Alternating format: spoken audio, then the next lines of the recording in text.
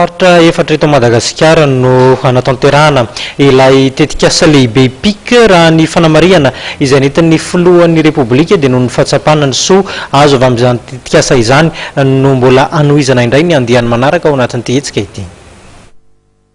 Efa 7 taona izay no nahitana fahombiazana ny tetikasa pôle intégré de croissance na ny PIC izay no antony anohizana izany ary nametrahana indray ny andiany faharoa na ny PIC faharoa hoy ny filoham-pirenena Erazona Ramanpianina Omaly tany Antsiranana nandritra ny lanonana manokana ny karakaraina ho fampahafantarana ity tetikasa andiany faharoa ity. Mitetina 50 tapitrisa dolara ny vola natokana ho amin'izany izay mbola ny banky iraisam-pirenena ihany no mamatsy ny vola. Ny lafiny foto-drafitrasa isaky ny faritra no isan'ny misongadina amin'izany tetikasa izany ka anisan'ireny ny lalana ny fampidirana rano ho an'ny rehetra sy ny maro hafa. Hatreto dia faritra efatra eto Madagasikara no mahazo izany tetikasa PIC izany dia Toliara, Taolaniaro, Nosbe ary Antsiranana. Iny asa iny zany efa mandeha zany zao amin'izao fotoana zao ny efa nisy fanadihadiana ara-teknika reny handreny-javatra reny zany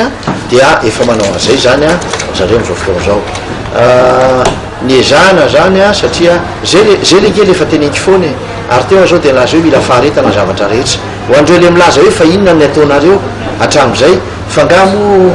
ny le ataoko hoe minégocier am'ireo mpamatsy vola reo ange tsy vitandray andro ange zany tsy vita ray volana ange zany fa jereo zao zavatra négocier-tsika reo tanterahana miaraka amin'ny banque mondiale ireo dia tahakan'izany koa zany efa tamin'ny herintaona zay rehefa nomboka négocier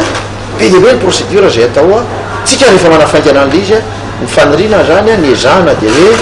amin'ny voalohan'ny taona ho avy io zany dia anomboka ny asa efa manomboka ny asa amin'izao fotoana zao satria ny asa ara-teknika zany efa mandeha amin'izao fotoana zao fa le tena hoe fidirana amin'le fanamboarana azy zany dia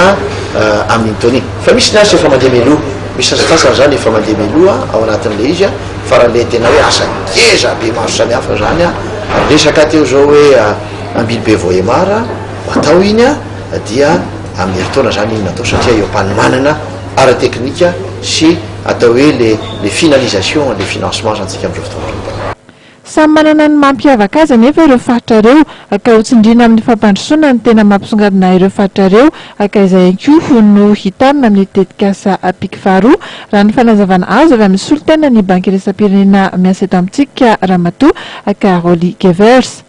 Avy eo dia nijery ny lafiny ara-tsosialy tao Antsiranana ny filoham-pirenena anisan'izany ny fametrahana ny vato fototry ny fanamboarana ny lalana ao an-tampon-tanàna sy ny fanolorana vary 30 gony, siramamy 30 gony, lafarinina 10 kitapo ary menaka 20 litatra ho an'ireo mpino silamo izay miditra ao anatin'ny vanim-potoanan'ny fifadikana amin'izao fotoana izao.